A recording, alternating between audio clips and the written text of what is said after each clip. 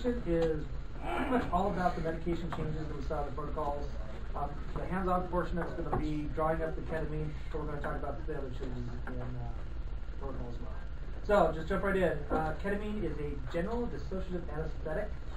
Just kind of makes you not carry as much. We have a... Does it work in relationships? Let us know in a week. Big vial, we're using a little bit for.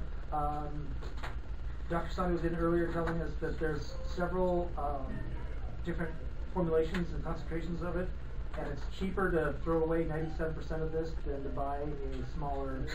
Yeah. So we went with this because of the larger dose for the RSI, and this is the same that's carried region-wide. So everybody's carrying the same size, concentration, etc. Less chance of better. 50 milligrams per milliliter, and it does foam a little bit. This is actually probably not going to foam because this is just water. So if you can get this to foam, you're doing a good job. It does provide some cardiovascular and respiratory stimulation. It can boost blood pressure. I asked Dr. Sani earlier how much, and he said 8 to 10 points. So we're not going to stroke a patient out by giving it, but just something to be aware of. It's also a potent bronchodilator. Onset is in about 30 seconds and has a half-life of about 10 to 15 minutes. Our protocol for pain control is 15 milligrams, just a flat 15 milligrams IV or IO. It's not approved for pediatrics. Again, 50 milligrams per milliliter. We're going to give them 15, so 0.3 cc's for your dose. Good choice for the hypotensive pain management because it does boost the blood pressure a little bit. RSI dose is 2 milligrams per kilogram. So for pain, we're going to give 15 milligrams. For our scenario here, we're giving 180 milligrams. So there's a big difference in the doses depending on what you're doing. There's 500 milligrams involved. That's the same for pediatrics? Mm-hmm. Yeah, for RSI. RSI, yeah. Yep. Which is kind of nice. The point of this lab station is Sean wants everybody drawing up the 15 milligram dose and also drawing up the 180 milligram dose, just so you get some hands-on and actually see that we're getting a little bit for pain, we're giving a lot for RSI. When you're drawing it up, the 0.3 milligrams or milliliters in this, fill the syringe up, give 1 cc over 1 to 2 minutes. And same with the RSI dose. Fill up the rest of the syringe with saline and just push it. Mm-hmm. Yep. Question about the lock boxes. Mm-hmm. They haven't gotten those ketamine over to Clackamas yet. We're going to have 911 units running out of there. When we get the lock boxes, are we going to put whatever's left of our fentanyl, half-use vial of fentanyl, or half-use vial of ketamine back in that I think it's box going to be and then similar to what we're doing now. Is you're going to draw it up and waste it on the ground with your partner. so there will still What do be you think? Yeah. more. You'll be able to enter how much you waste onto the lockbox. No, currently. Oh, can we not? Yeah. Yeah. Yeah. The way they're set up is, you put in your pin and you pull it out, and then you go. There's a tab for wastage, and you'll use 50 and then waste 50, and then your partner puts in their digit for the waste. Yeah, that's good. Oh, that answers my question a little bit more than telling me I hope that never happens. Does that mean our EMT partner can watch them? Yeah, they could. They finally changed the drug form too. It no longer says that EMT can't. Which was dumb. It was like Yes. they're signing for the drugs, but Yeah, they can't exactly. issue. Exactly. Yeah. They don't know what 50 micrograms Yeah, that was annoying. And you can see an empty vial. Are they going to update the card in RSI to add ketamine to the list? I was asked that last session, and I assume so. There's probably one more. Like there's, these are being updated too. So I think once these are done, they'll probably do the RSI cards. Okay. Either shortly after at the same time. No worries.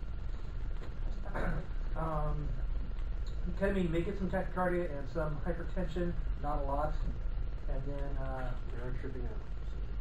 and they don't care. You know, so.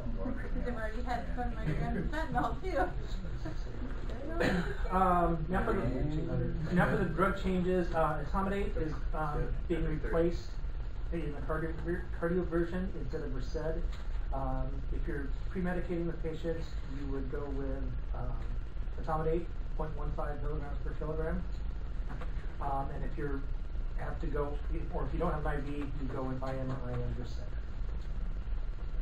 I like that. Duoneb, there's been some confusion over the dosing and the frequency and the times and all that good stuff. The 20 minutes time frame between Duonebs, that's 20 minutes on the second one, that's 20 minutes from when you started the first one. So you're nebulizing 5.5 milliliters of fluid, that's going to take 10 to 15 minutes. By the time that one's done, by the time you get out the next set, you're going to be your 20 minutes. You don't have to wait till you get No, it's from start to start. Start to start. Yeah. There was also a question about on that third one, from the third on is just straight albuterol, but that's gonna be 40 minutes into the program. So unless you're transporting from Vernonia, that's probably not gonna be an issue for. Yeah. Oh, that's harsh. Right? Yeah. Yeah. Zone management, huh? Yeah, exactly. But I mean, if you start with your first one right on scene, then you're on scene for too long. Yeah. Could be. Versed for the pediatric seizure patient has been up to 0.3 milligrams per kilogram, IN or IM. Decadron in respiratory pediatric distress has been doubled as well. It's 6 milligrams per kilogram, up to 10 milligrams.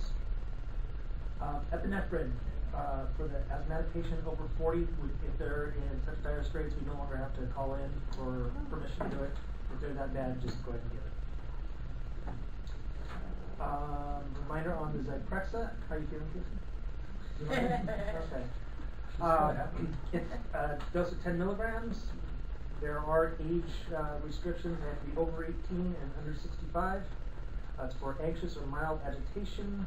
If the patient has a history of prolonged QT, do a 12 lead before you give it.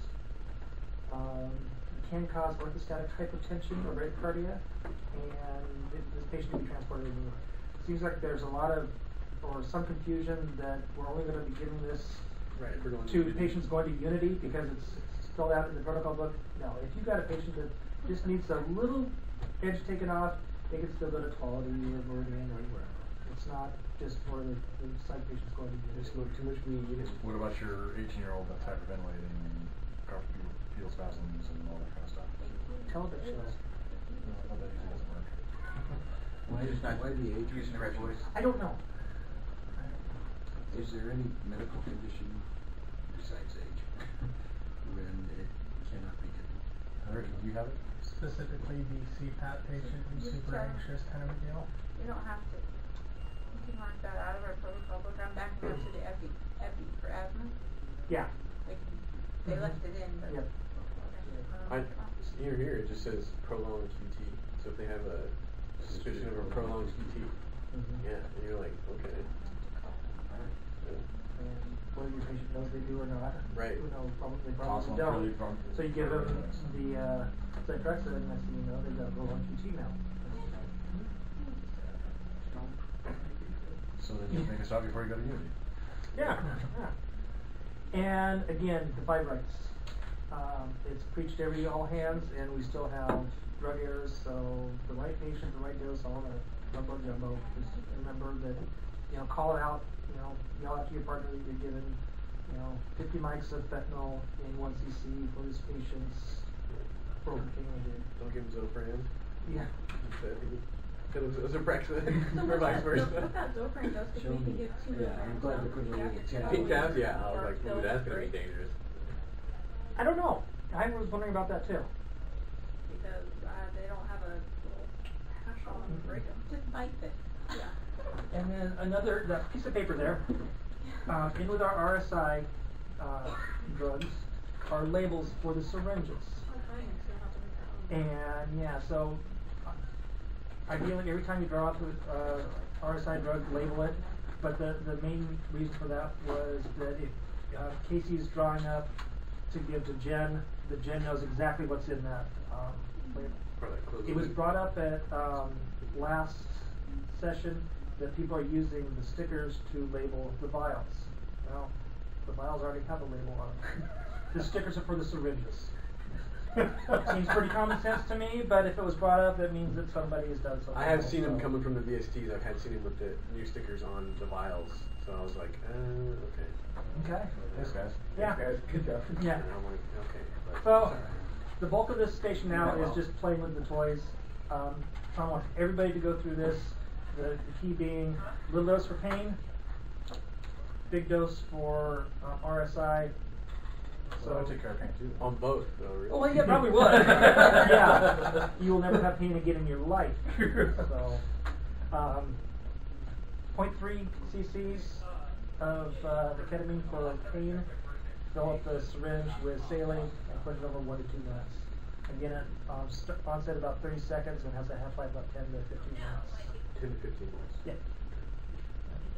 Remember that the protocol is you give 200 mics of fentanyl, and then go to the ketamine 1 dose, and then if you need to go back to fentanyl or so. Any questions? Play. This one is ketodopamine.